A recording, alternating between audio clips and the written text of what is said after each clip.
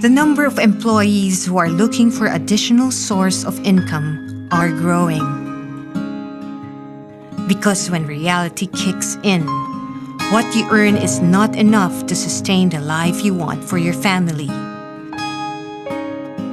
Naalala ko dati na sobrang hirap ng buhay sa amin. Province kasi ako, Mindoro province ko. Mahirap talaga doon. Talagang imagine mo yung buhay sa amin kung hindi ka mag-uling, mag-ani ng palay, magtabas sa mais, mamuti ng munggo, mangisda. Hanggang, di ba, lumuwas ako ng Manila, nakipagsapalaran ako ng Manila. Then, ang point, sobrang hirap din pala sa Manila, along the way na nagtatrabaho ka. Sa totoo lang, sobrang hirap na parang dati akala ko, parang wala na mangyayari sa buhay ko. Working student po ako, nagtatrabaho po ako sa McDonald's habang nag-aaral, and then nakagraduate po ako, kaya po ako naging accounting supervisor, 'di ba? So, na-realize ko po na 11 years po pala akong nagtatrabaho sa labas, and then naisip ko po na nakakapagod kasi po 2 years po akong naging accounting supervisor, pero wala po talaga akong naipon. Ang tagal ko nang nagtatrabaho kasi syempre po tinutulong sa pamilya. Nagpipray po ako kay Lord na sana bigyan niya ako ng magandang opportunity, na sana mabago yung takbo ng buhay ng family ko.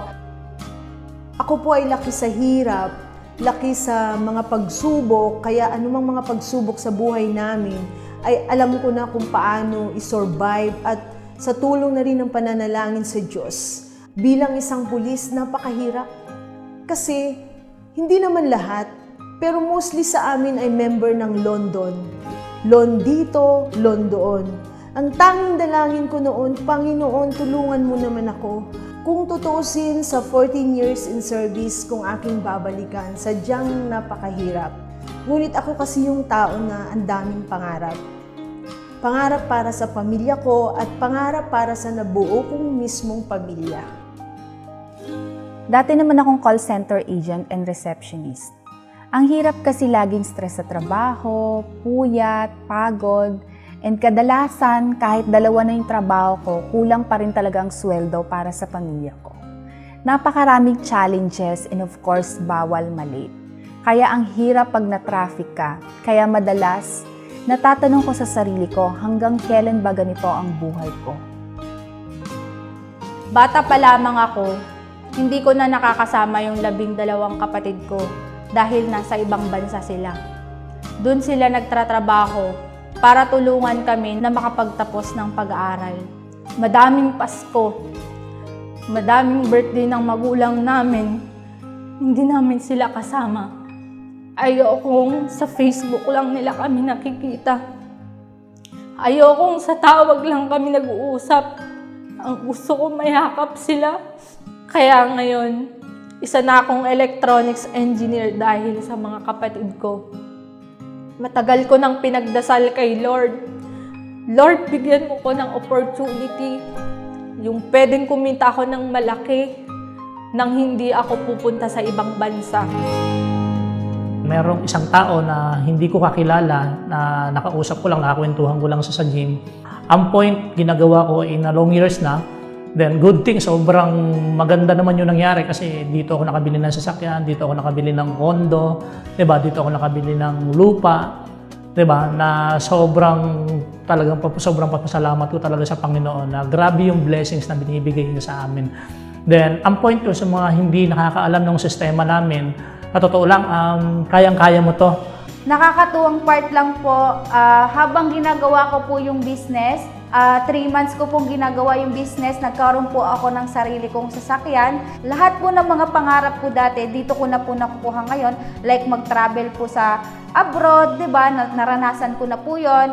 And then yung pagta-travel ko din po sa lokal, naranasan ko din po yon. Ang masarap po na part doon, free-travel incentive po yon. So kumikita na po ako dito, at the same time, meron pa pong libre. Dito rin po ako nakabili ng property. Kung ikaw, empleyado ka rin, nangangarap ka rin na mangyari sa'yo na darating yung time, magkaroon ka ng masarap na buhay, mabigyan mo ng masarap na buhay yung pamilya mo, makatulong ka sa mga mahal mo sa buhay, di ba? Try mo ding gawin yung ginagawa ko ngayon kasi alam ko na ito na rin yung makakapagpabago ng buhay mo kagaya ko. So kung ano po yung nangyari sa akin, baka mas maganda pa yung mangyari sa'yo. May nakita akong magandang online business. Noong una talaga nagdududa ako. Nung nakita ko na dito pwede akong kumita ng malaki, sinubukan ko siya. And sobrang saya dahil sa mahigit na 1 taon kong ginagawa yung negosyo, nakapag-invest po ako ng isang condominium. Habang ginagawa ko po yung online business, kumita po ako ng daang-daang libo. Ibinigay ko po iyon sa magulang ko. Naging komportable po ang pamumuhay nila. Sobrang saya po ng Pasko namin dahil unti-unti nakakauwi na yung aking mga kapatid dahil kumikita na rin ako kagaya nila. And gusto ko makita mo rin dito na dito pwede mo rin makuha yung pangarap mo. Alam niyo po, ang mister ko, sabi ng mister ko sa akin, huwag na huwag kang mag-i-invest dyan. Maniwala ka sa akin, walang mangyayari sa'yo. Pero alam niyo, nagmatigas ako. Sundalo siya, pulis ako. Hindi ako nagpatinag sa kanya. Kasi ang isip ko, para sa pamilya ko. Hindi ko sinabi sa kanya, nag-invest ako, yung mga products ko, itinago ko sa kampo. Until such time, dumating sa akin yung unang cheque ko. Kukuha kami sa office, nagpasama ako sa mister ko. At hindi ko akalain na ang unang kita ko for 2 weeks pa lang, 21,000 na.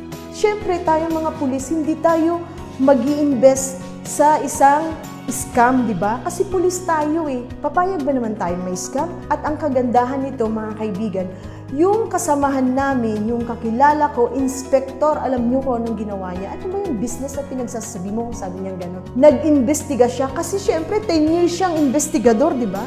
Ininvestigahan niya ang BIR, ang SEC, at doon niya napatunayan na legit yung business. At the same time, on the spot, nung napatunayan niya na legit, nag-invest siya at ang dami din niyang naakay ng mga kasamahan namin. Pati yung mga kasamahan ko sa office, nag-invest sila. Akalain nyo, 3 months lang naabot ko ang income na 235,000. Pati mister ko nag-invest din siya. Walang paligoy-ligoy. Kasi napatunayan niya at higit sa lahat sabi din niya sa akin, effective daw yung mga products. So yun na ang gamit naming pamilya, nag-change product kami. Mayroon ditong freedom, financial freedom at hindi ka mai-stress. Dumating sa buhay ko ang isang online business na pwede ko raw gawin. Punong-puno ako ng duda nung in-explain sa akin, pero na-realize ko, why not give it a try? Because that time, naisip ko para naman ito sa pangarap ko. And because inaral ko siya, and nagsikap ako, and hindi ako nag-give up kahit napakaraming pagsubok. Naranasan ko sa buhay ko ang mga pinapangarap ko. Pangarap kong sasakyan, pangarap kong travels, at kumita ng higit pa sa ine-expect ko. Kaya nabili ko ang pangarap kong bahay. Kaya ngayon, masarap ang buhay ng pamilya ko at alam niyo po ang mas pinakamasarap, yung napakarami ko pong mga taong natulungan na kumita ng malaki kagaya po na nangyari sa akin. Alam mo, if ikaw yung tipo ng tao na nangangarap and may purpose ka, siguradong magtatagumpay ka. Now, you can earn more while doing the things that you love most. Isa ka rin ba sa mga empleyado na hindi sapat ang kinikita para sa kanyang pamilya? O isa ka sa mga empleyado na imbes makaipon ay lalo lamang nababaon sa utang? Nandito ang sagot sa iyong mga katanungan. Gaya ng iyong napanood, maaari ka rin kumita tulad nila gamit ang aming trending na online business na nakatulong na sa maraming tao. Gamit lamang ang iyong cellphone, laptop, tablet, at ang internet. Kayang-kaya mo na gawin ang online business na ito.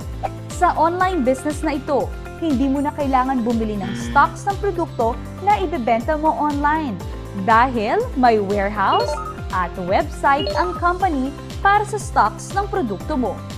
Doon mo makikita ang mga produkto na health, beauty and wellness products na kailangan at ginagamit ng mga tao araw-araw. Hindi mo na rin kailangan mag-pack at pumila sa mga courier services dahil mismo ang company ang mag-aayos at magpapadala ng mga produkto mo sa lahat ng clients mo nationwide. Ang galing, di ba? Hindi mo na kailangan mag-inventory, mag-monitor kung sino ang bumili, magbilang ng kita mo, at isipin kanino ka magbebenta.